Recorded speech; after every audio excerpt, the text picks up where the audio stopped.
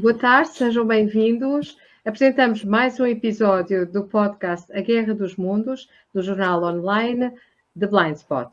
O meu nome é Mónica Rodrigues, do jornal The Blind Spot, e apresentamos hoje um convidado, iniciando uma série nova de entrevistas internacionais. Temos connosco o conhecidíssimo analista geopolítico e de geoestratégia brasileiro, o comandante Robinson Farinato, que tem já um vasto número de seguidores em Portugal. O comandante Robinson Farinato é capitão de fragata da Marinha de Guerra brasileira e deixou o serviço ativo em 2016. Serviu no Corpo de Fuzileiros, tendo exercido diversas funções em várias bases e em vários batalhões.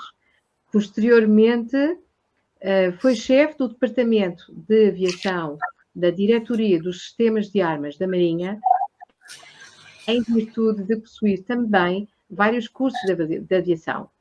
É autor do livro As Leis de Sucesso dos Pilotos de Guerra, disponível na Amazon. Atualmente dirige o famoso canal A Arte da Guerra, um veículo de mídia voltado para a análise de assuntos militares e geopolíticos.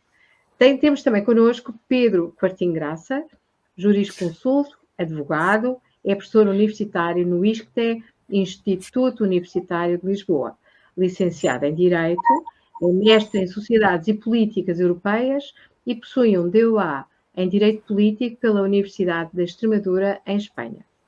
Também é pós-graduado em Direito do Ambiente pela Universidade Católica Portuguesa. É doutor em Políticas Públicas e coautor do podcast A Guerra dos Mundos. Pedro? Este podcast é também co-apresentado pela minha colega Mónica Rodrigues, licenciada em História e especialista em Geopolítica. Professora, é também adjunta da Blind Spot e co-autora do podcast A Guerra dos Mundos.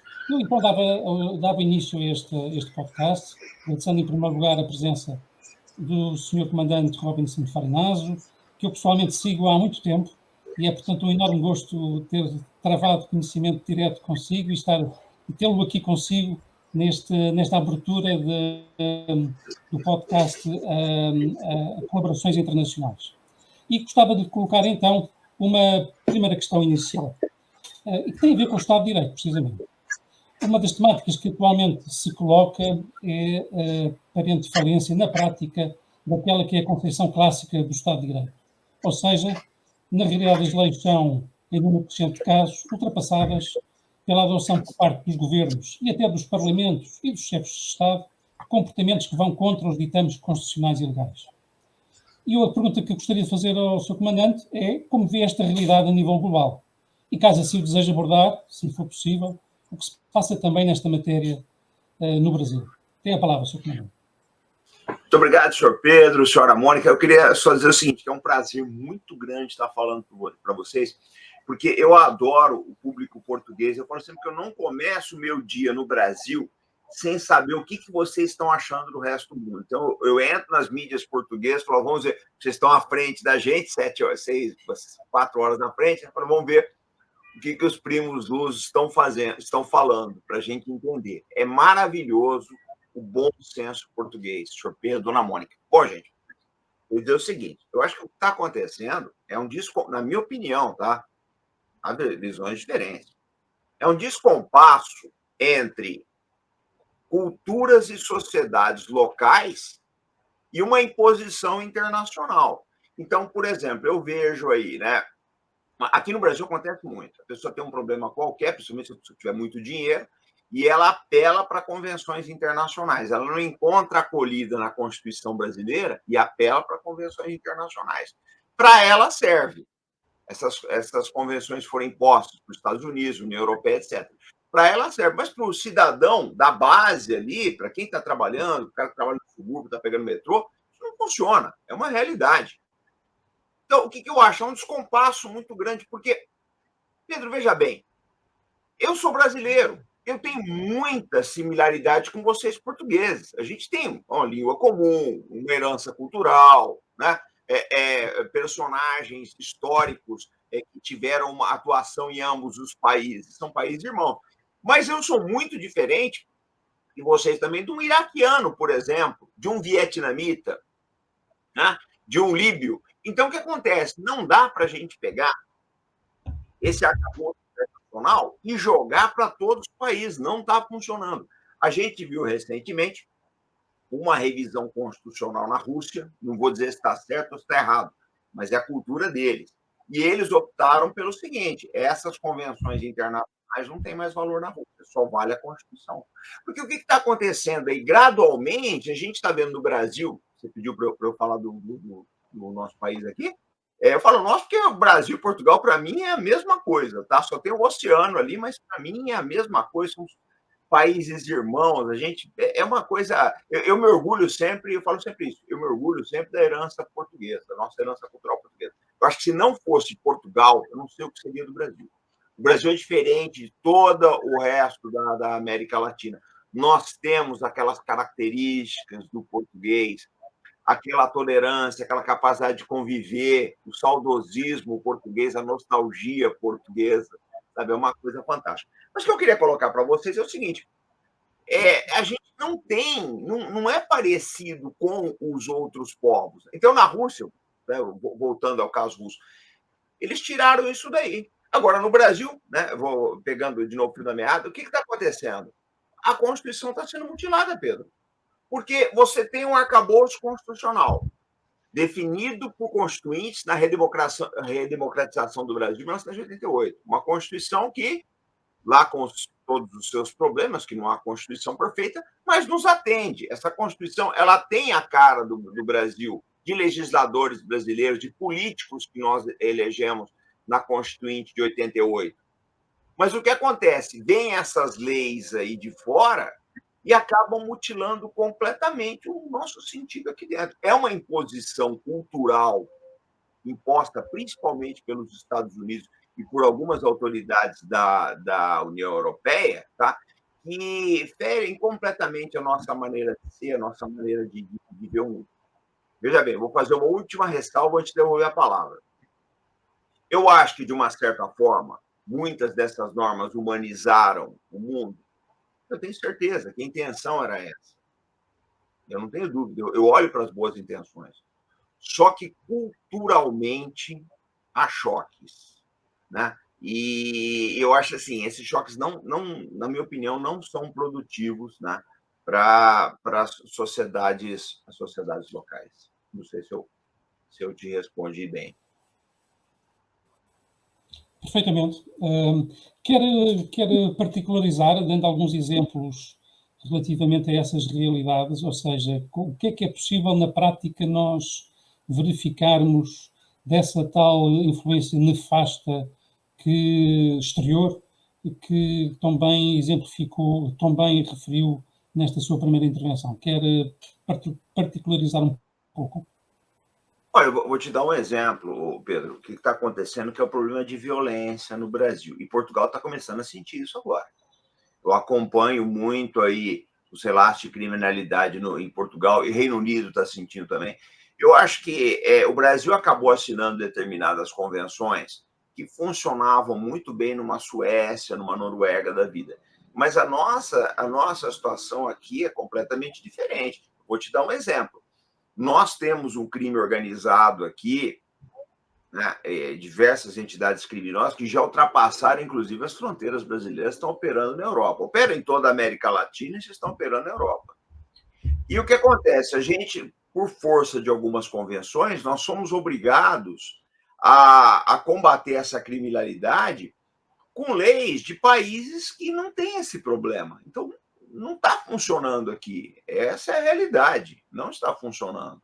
Porque os problemas do brasileiro, Pedro, são gritantes, né? A nossa distribuição de renda aqui é muito ruim. A concentração de renda no Brasil é altíssima. O Brasil não é tão uniforme como a Europa. É uma realidade. Então, nós precisamos ter um arcabouço jurídico aqui mais adequado a essa realidade. Isso o que a gente nota, né? Por exemplo, leis ambientais. Leis ambientais. é muito bacana o alemão falar para mim de leis ambientais, né? Ele já tem o país dele desenvolvido, ele já fez toda a infraestrutura. O Brasil não pode. Apesar de tudo, o Brasil tem uma das legislações ambientais mais rigorosas do mundo. Se a Alemanha for cumprir a legislação ambiental brasileira, ela tem que abandonar o carvão. Então, você está entendendo que tudo isso, na verdade, a percepção que nós temos como brasileiros aqui é aquela daquele livro Chutando a Escada. É um livro famoso, chama Chutando a Escada, que mostra como os países desenvolvidos, na verdade, eles querem solapar o desenvolvimento dos países, né, em crescimento exatamente para evitar a concorrência. É a impressão que se tem aqui no Brasil. Essa impressão, ela já começa a ganhar muita força entre os intelectuais e boa parte da sociedade civil. Tá? As pessoas na rua começam a perceber isso. Que são leis que só nos atrasam. Muito bom. Muito bom. Sem dúvida. Sr. Comandante, uma questão relacionada com a primeira pergunta que lhe coloquei é a questão que se coloca no âmbito dos chamados direitos, liberdades e garantias dos cidadãos. Estes direitos têm, a partir, nomeadamente, do ano de 2019 e com os acontecimentos todos que decorreram de 2019 até hoje, tem-se verificado, a nível global, um conjunto muito significativo de retrocessos. Retrocessos, portanto, em matéria de direitos, liberdades e garantias. E a pergunta que eu gostava de lhe colocar era a seguinte: pensa que se trata de uma situação irreversível e que que se trata do caminho para uma nova realidade, onde a figura do cidadão pode passar a ser perspectivada fundamentalmente, embora ele também já o seja em parte, como um pagador de impostos e, entre aspas, um ser da coletividade, ou ainda estamos a tempo de consolidar esses mesmos direitos, liberdades e garantias que têm, no fundo, caracterizado um conjunto de Estados de Direito, nomeadamente os Estados sociais de Direito, fundamentalmente no pós-Segunda Grande Guerra Mundial. Como é que perspectiva esta matéria? Pois é, Pedro, eu acho a sua pergunta excelente, porque assim, ela abre um leque para falar muita coisa aqui que eu gostaria de levar para o público português. Eu acho que nós estamos vivendo uma era nova, a era das redes sociais, ela transformou o mundo, essa aqui é uma verdade. Prova disso é que vocês estão em Portugal, eu estou aqui no Brasil, nós estamos conversando. Isso há 15 anos atrás seria inimaginável. Nós temos toda a comunicação e toda a liberdade do mundo. E as sociedades, elas ainda não conseguiram absorver tudo isso. Porque, por exemplo, liberdade de expressão, da qual eu sou a favor. Nós estamos tendo um problema muito sério aqui no Brasil, muito polêmico, etc. Pedro, eu sou completamente a favor da liberdade de expressão, até porque se não houvesse ela, nós não estaríamos aqui conversando. O problema é que há limites. O que aconteceu aqui no Brasil, por exemplo, teve um caso aí de se expor crianças, expor menores, né, familiares de um policial, para ele sofrer ameaças. Essa liberdade nós não podemos dar para as pessoas, gente. Não pode. Você vai expor uma criança nas redes sociais. Então, eu acho que precisa ter limites. Agora, a liberdade de dizer o que pensa, de expressar suas crenças, sua ideologia, sua visão religiosa, o que quer que seja, eu acho que sempre vai ter que ser mantido. Mas eu acho que a humanidade ela ainda não conseguiu fazer esse ajuste, né? Entre o que é liberdade efetivamente, eu dizer aquilo que eu penso e até onde eu posso ir com isso sem prejudicar o meu semelhante. Quando eu era criança aqui no Brasil, a gente costumava ouvir o seguinte na escola, né? O seu direito termina onde começa o direito do outro. Então, o que está acontecendo, na minha visão, é a falta de respeito. Agora, o que a gente começa a ver, né? Derivações terríveis. Por exemplo, o que aconteceu com aquele rapaz do Telegram na França. Isso é perigoso, a prisão dele. Né? Agora, a gente tem que olhar o outro lado também, Mônica, porque guarda similaridade com o que houve no Twitter no Brasil. A lei brasileira dizia uma coisa para o Twitter, não quis cumprir. Se for provado que a lei francesa está sendo violada pelo Telegram, então é lógico, é justo uma sanção, eu não tenho dúvida a respeito disso. Agora, olha o outro lado, olha o que está acontecendo. Por exemplo, nos Estados Unidos, nós tivemos o colunista Scott Ritter retirado de um avião. Sim, é verdade, Scott Ritter. Retirado do avião. o seu passaporte preso. Recentemente, a casa dele foi varejada pelo FBI. Verdade, exatamente. É verdade. Então, Sim. estão querendo criar um outro Julian Assange. É muito perigoso isso. Mas, gente, eu quero fazer um alerta para vocês. Só para concluir, devolver para o Pedro e para você. Mônica, a maior ameaça, na minha opinião, à liberdade no futuro, chama-se essa tal de inteligência artificial. Por que isso? Porque, na minha opinião... Exatamente. Aí está sendo manipulada para criar conceitos. Então, vamos supor, o dia de amanhã, você pergunta para a inteligência artificial quem é o Pedro Quartim. Se ele for uma pessoa que desagrada o sistema, eles vão colocar lá, Pedro Quartim, um exemplo só, tá, Pedro, por favor. É um mau sujeito, Pedro Quartim não paga suas dívidas. E as pessoas, por não ter um senso crítico, vão absorver isso daí. Então, eu acho isso perigosíssimo. Eu acho a coisa mais perigosa que vai acontecer nos nossos dias é esse endeusamento da inteligência artificial. Isso aí a gente está entrando numa coisa meio 1984 do George Orwell. É perigoso. Sim.